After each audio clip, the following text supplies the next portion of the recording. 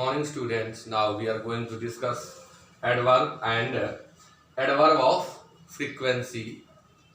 Adverb of frequency क्या है? What is adverb of frequency? Frequency यह दर्शाता है कि कोई काम कितनी बार हुआ. How often does an action take place?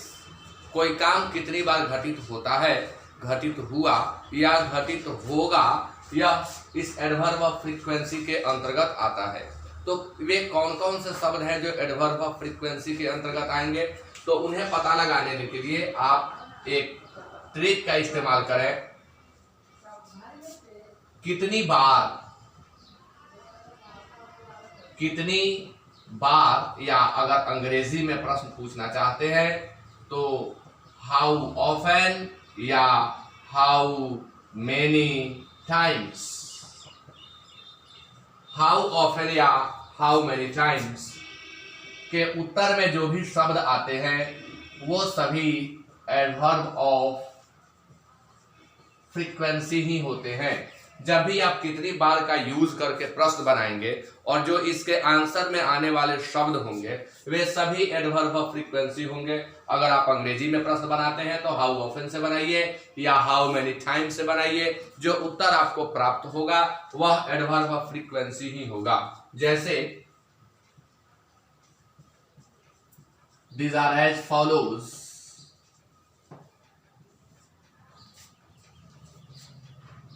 once एक बार, twice दो बार,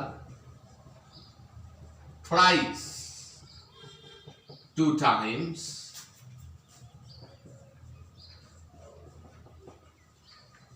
three times, four times, many times, several times, always,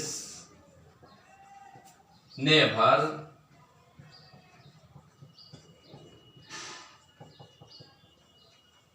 sometimes,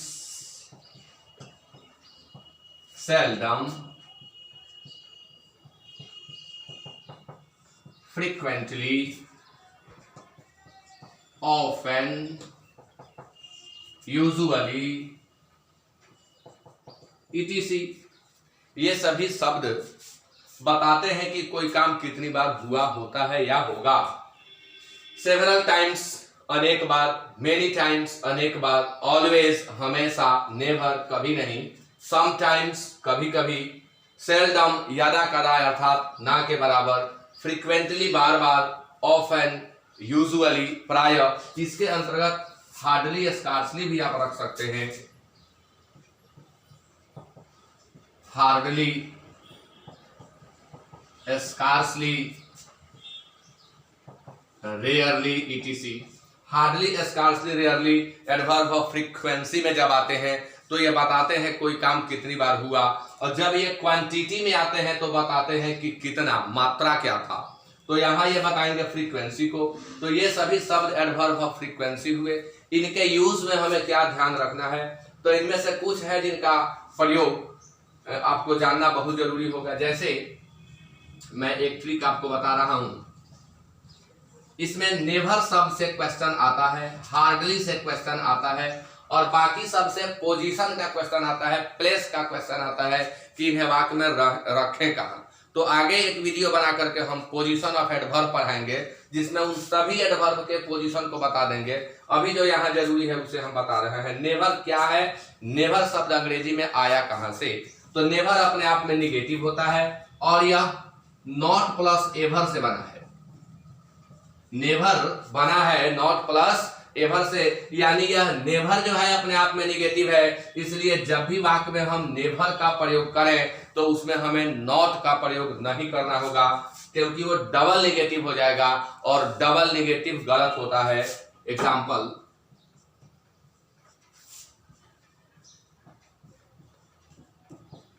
I haven't never gone there. I haven't never gone there. यह सेंटेंस हमारा गलत है और यह इसलिए गलत है क्योंकि हमने यहाँ हैवंट पे नॉट लगा दिया, उसके बाद नेवर लगा दिया, यह हुआ डबल निगेटिव का प्रॉब्लम। तो जब भी आप नॉट का प्रयोग किए हो तो नेवर के जगह प्रयोग करना होगा एवर का। अगर आप चाहते हैं कि इसको हम एवर से बनाएं तो आपका वाक्य बिल्कुल सही है, I haven't never gone there. अगर आप नेवर से बनाते हैं तो I have never gone there. तो इस तरह से आप जब एवर का यूज करें तो उसमें नॉट लगाएं, नेवर का यूज करें तो नॉट का प्रयोग न करें। एक दूसरी बात, एवर का प्रयोग एडवर्ब ऑफ टाइम के रूप में होता है, केवल एवर एडवर्ब ऑफ टाइम के रूप में यूज होता है, और यह प्रायः प्रेजेंट परफेक्ट टेंस के इंट्रोगेटिव सेंटेंस में आता है। जैसे क्या तुम कभी मुंबई गए हो, तो क्या तुम कभी मुंबई गए हो, इस तरह के वाक्यों में एवर ही लगाया जाता है।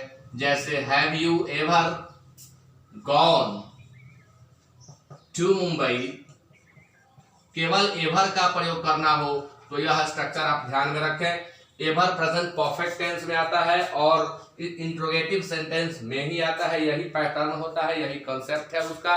इसी तरह का स्ट्रक्चर बनता है have you ever gone to Mumbai. हाँ, एक और बात है यहाँ कि हम ऐसे भी लिख सकते हैं कि have you ever been to Mumbai, been to भी जाने को दर्शाता है, इसलिए have you ever gone to Mumbai के बदले have you ever been to Mumbai का प्रयोग भी आप कर सकते हैं। एक और डबल निगेटिव के अंतर्गत दूसरी बात हम बताएंगे कि हार्डली, सेल्डम, स्कार्सली, रेयरली शब्द अपने आप में निगेटिव हैं। जैसे नेवर निगेटिव है वैसे ही हार्डली, स्कार्सली, सेल्डम भी निगेटिव होते हैं। तो जब भी आप वाक्य में हार्डली, स्कार्सली, रेयरली या सेल्डम का प्रयोग करते हैं तो उसमें आपको नॉट का प्रयोग नहीं करना है। एग्जाम्पल,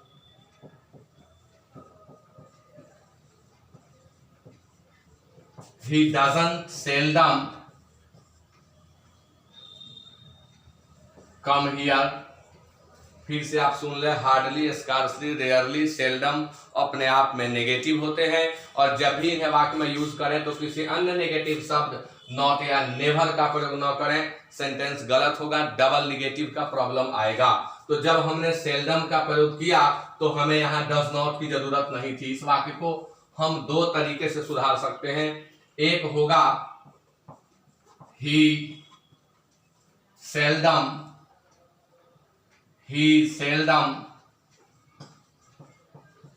कम्स हियर, और इसको अगर हम लिखें ही डज नॉट कम हियर तो भी सही होगा। हालांकि दोनों वाक्यों के मीनिंग में डिफरेंस है। He seldom comes here, he seldom comes here का मतलब यह होता है कि वह यहाँ आता है लेकिन ना के बराबर, शायद ही कभी, यदा कदा, बहुत ही कम। लेकिन अगर हम कह दें he does not come here तो he does not come here का मतलब हो जाएगा वह यहाँ आता ही नहीं है। तो इन वाक्यों में थोड़ा सा डिफरेंस होता है। अब हार्डली, स्कार्सली पर भी इसी तरह के वाक्य आते हैं, इसी से काम चल जाएगा। जब आप हार्डली, स्कार्सली या रेयरली का प्रयोग करें तो नॉट का प्रयोग नहीं करें। अब दूसरा प्रॉब्लम इसमें आता है पोजीशन को लेकर के कि वाक्य में एडवर्ब ऑफ फ्रीक्वेंसी को रखें कहां। तो इसे हम बिल्कुल एक अलग वीडियो बना करके बताएंगे कि adverb of frequency, adverb of quantity, adverb of time, adverb of place, adverb of manner को वाक्य में रखते कहां है, उनका पोजीशन क्या होता है। Now next is adverb of quantity. Adverb का अगला प्रकार है एडवर्ब ऑफ क्वांटिटी।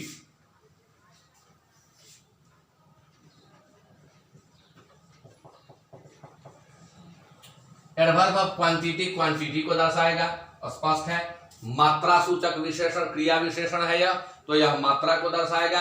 अगर इसके शब्दों को हमें पहचान लेना है जल्दी तो हम इस ट्रिक का इस्तेमाल करें।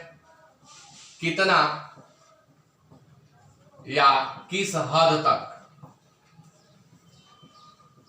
कितना या किस हद तक के उत्तर में आने वाले सभी शब्द एडवर्ब ऑफ क्वांटिटी होते हैं। एडवर्ब ऑफ क्वांटिटी को लेखकों ने एडवर्ब ऑफ डिग्री भी कहा है और एडवर्ब ऑफ एक्सटेंट भी कहा है। तो इसके अंतर्गत कौन कौन से शब्द आएंगे जो एडवर्ब ऑफ क्वांटिटी कहे जाएं? तो these are as follows: very, much, too, too much, much to, only to,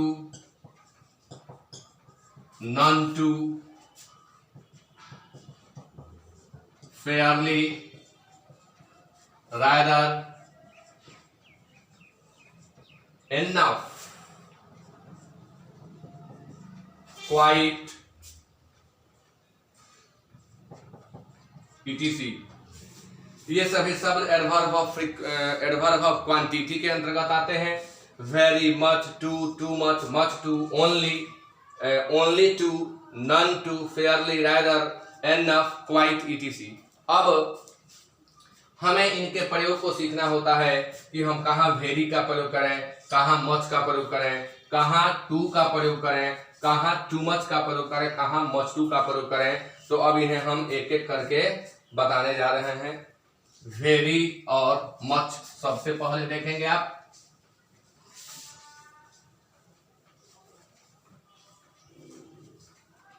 So now your heading should be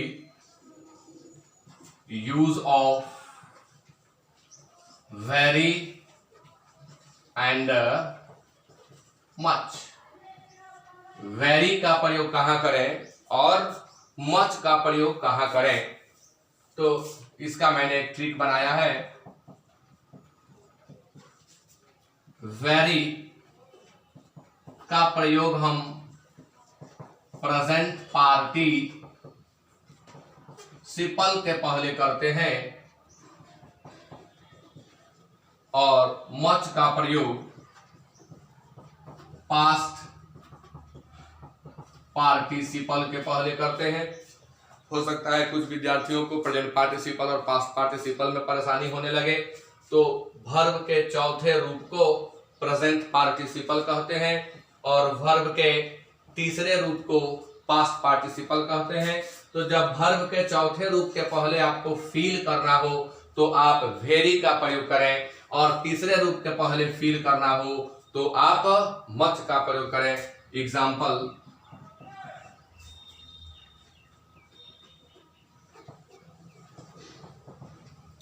The news is dash exciting।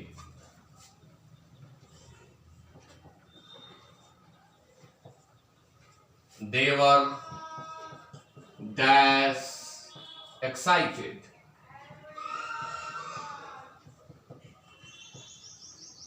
The cinema was dash interesting और they were dash interested in the cinema।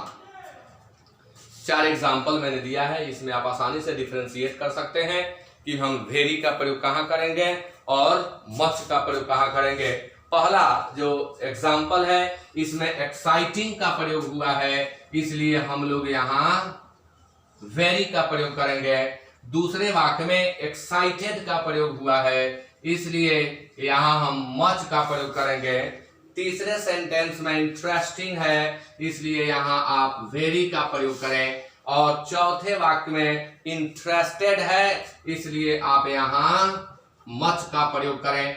तो आपने देखा कि very आ रहा है V4 के पहले और मच आ रहा है V3 के पहले, लेकिन यहाँ कुछ एक्सेप्शंस हैं जिन्हें आपको अलग से याद करना होगा। यानी कुछ V3 हैं जो एडजेक्टिव की तरह यूज होते हैं और उनके पहले वेरी का प्रयोग मिले तो आपको काटना नहीं है, उसे सही माना जाता है। कौन कौन है याद कर लेंगे। Very limited,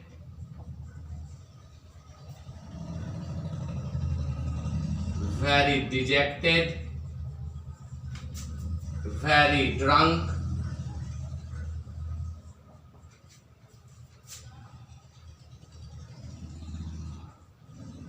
very contented, very discontented etc.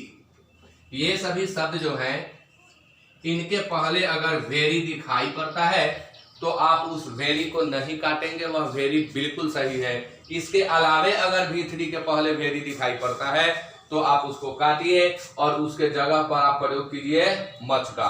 तो अब इसी को अभी और ट्रिक है इसमें, अब इसके आगे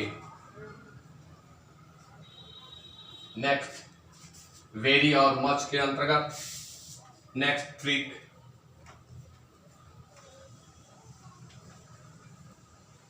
वेरी का प्रयोग अगर हमें एडजेक्टिव के पहले करना होता है तो वो एडजेक्टिव किस तरह का होना चाहिए। तो वेरी के बाद वाला एडजेक्टिव पॉजिटिव डिग्री में होता है, वेरी के बाद आने वाला एडजेक्टिव पॉजिटिव डिग्री में होता है, और मच के बाद आने वाला एडजेक्टिव कंपैरेटिव डिग्री में होता है। ये ध्यान रखेंगे, यह भी इंपॉर्टेंट ट्रिक है, कई बार इससे प्रश्न आ चुका है। पॉजिटिव डिग्री के पहले हम वेरी का प्रयोग करेंगे और कंपैरेटिव डिग्री के पहले हम मच का प्रयोग करेंगे। Example, the weather was dash hot, the weather was dash hotter, the weather was dash hot, the weather was dash hotter। पहले वाक्य में आया हुआ एडजेक्टिव हॉट है जो कि पॉजिटिव डिग्री है, दूसरे वाक्य में आया हुआ एडजेक्टिव हॉटर है जो कि कंपैरेटिव डिग्री है। इसलिए पहले पार्ट के अंतर्गत हम वेरी का प्रयोग करेंगे और दूसरे सेंटेंस के अंतर्गत हम मच का प्रयोग करेंगे। तो इस तरह से वेरी और मच का प्रयोग क्लियर हुआ। अब एक और चीज है यहां हम वो भी बता दें आपको, प्लीज्ड एक ऐसा शब्द है जिसके पहले वेरी भी लग जाता है, वेरी प्लीज्ड भी देखने को मिलेगा और मच प्लीज्ड भी देखने को मिलेगा। अब समस्या होती है कि वेरी प्लीज्ड का प्रयोग कहां और कब करें और मच प्लीज्ड का प्रयोग कहां और कब करें। तो वेरी प्लीज्ड मतलब होता है बहुत खुश, बहुत खुश, और मच प्लीज्ड मीन्स होता है बहुत संतुष्ट। तो सेंटेंस के शब्दों के आधार पर हम इसका अर्थ निकाल लेते हैं, बहुत खुश और बहुत संतुष्ट। जैसे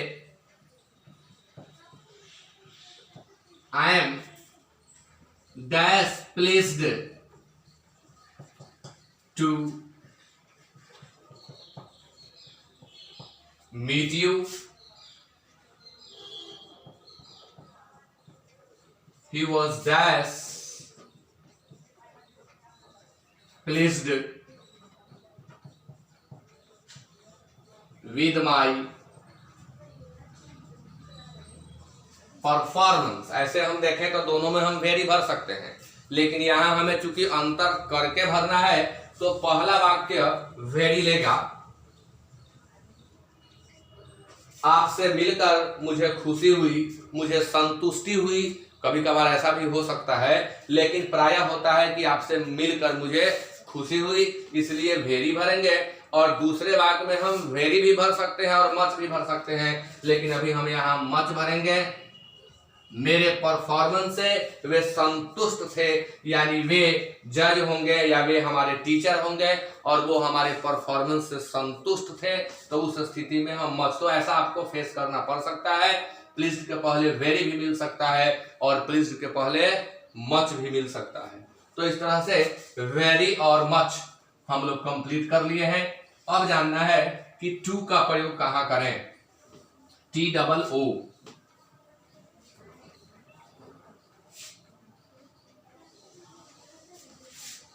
सो यूज ऑफ टू, इस टू का प्रयोग हम कहां करें?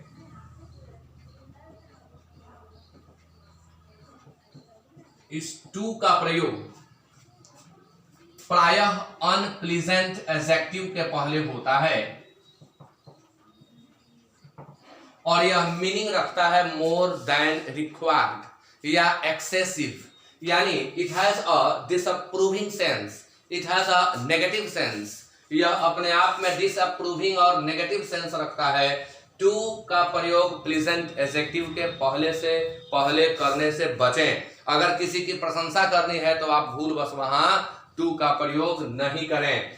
तो टू का प्रयोग कहां करें? तो अनप्लीजेंट एडजेक्टिव के पहले। What is unpleasant adjective? वह एडजेक्टिव जो नेगेटिविटी को दर्शाए उसे हम अनप्लीजेंट एडजेक्टिव कहते हैं। वह एडजेक्टिव जिसका प्रयोग किसी की निंदा करने के लिए हुआ हो उसे हम अनप्लीजेंट एडजेक्टिव कहते हैं। तो जहां कहीं टू का प्रयोग करना हो इसे आप अनप्लीजेंट एडजेक्टिव के पहले करें। प्लीजेंट एडजेक्टिव के पहले करके क्वेश्चन दिए जाते हैं, जैसे he was too naughty,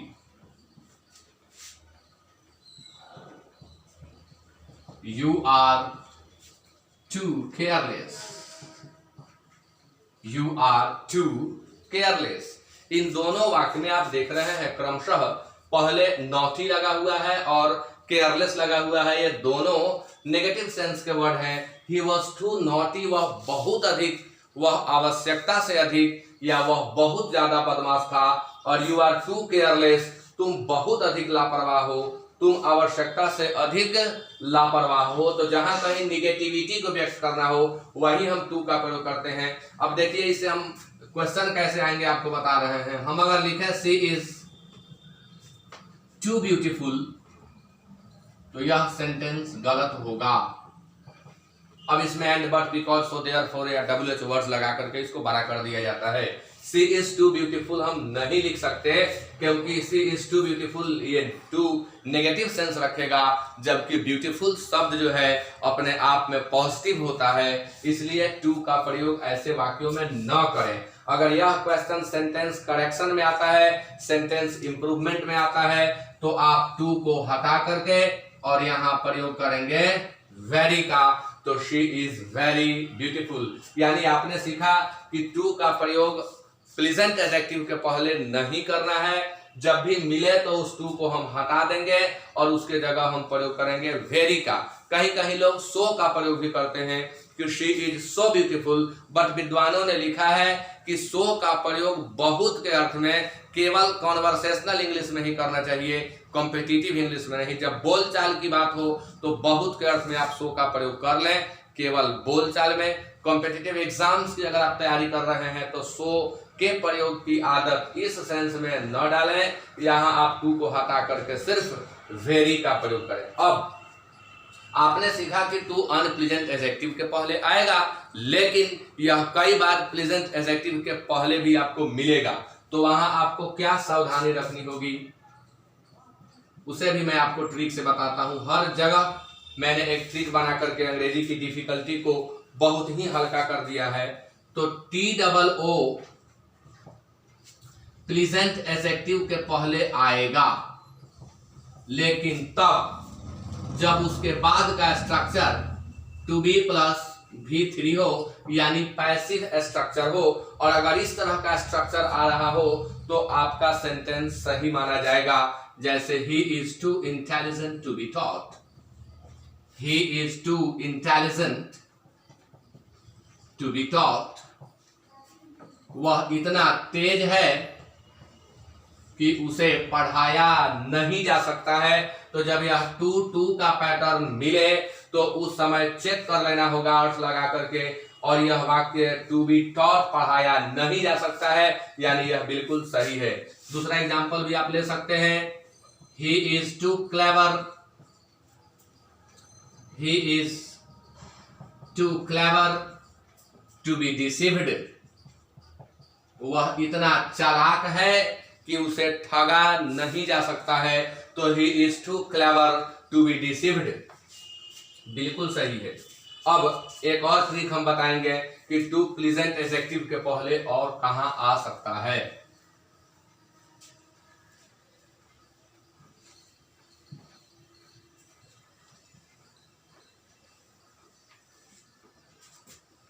next trick, TOO plus pleasant adjective plus not to अगर दिया हुआ हो तो इसे करेक्ट माना जाता है, इसे आप न काटें, क्योंकि जब डबल नेगेटिव का हम प्रयोग करते हैं, एक टू एडजेक्टिव के पहले कर दिए और एक नॉट बाद में कर दिए, तो वह पॉजिटिव सेंस में आ जाता है। इसलिए जब भी इस तरह का क्वेश्चन मिले तो आप न काटें। प्राय विद्यार्थी इसे गलत समझ बैठते हैं और सोच बैठते हैं कि यहाँ टू लगा है तो यहाँ नॉट नहीं लगेगा। उस परिस्थिति में नहीं लगेगा जब यहाँ का एडजेक्टिव अनप्लीजेंट हो, लेकिन जब यहाँ का एडजेक्टिव प्लीजेंट हो तो यहाँ हमें नॉट का प्रयोग करना होगा। जैसे he is too intelligent to solve any question. यह एक गलत वाक्य है। ऐसा सेंटेंस में आएगा एरर तो हमें यहां काटना पड़ेगा। इसलिए काटना पड़ेगा कि इसका हिंदी अगर हम निकाल करके देखें तो वह इतना तेज है कि कोई भी प्रश्न नहीं बना सकता है। तो वह कौन सा तेज है, वह कैसा तेज है कि कोई भी प्रश्न नहीं बना सकता है। इसका एक सिंपल एग्जांपल जो आप लोगों को याद रहता है कि he is too weak to walk, वह इतना कमजोर है कि चल सकता है नहीं, वह इतना कमजोर है कि चल नहीं सकता है।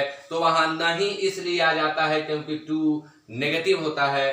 तो he is too intelligent to solve, यानी वह इतना तेज है कि सॉल्व नहीं कर सकता है, इसलिए यह वाक्य हमारा गलत है। तो जब भी इस तरह का एरर आएगा तो इस टू के पास काटना होगा। जैसे यहाँ 1 नंबर, यहाँ 2 नंबर और यहां से यहां तक 3 नंबर और ये 4 नंबर में हमने नो एरर कर दिया।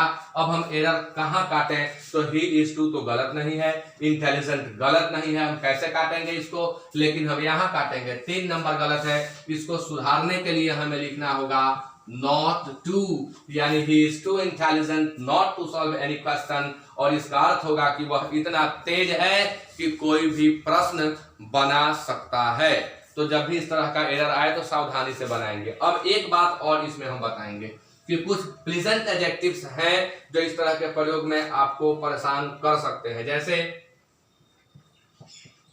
ही इज टू ऑनेस्ट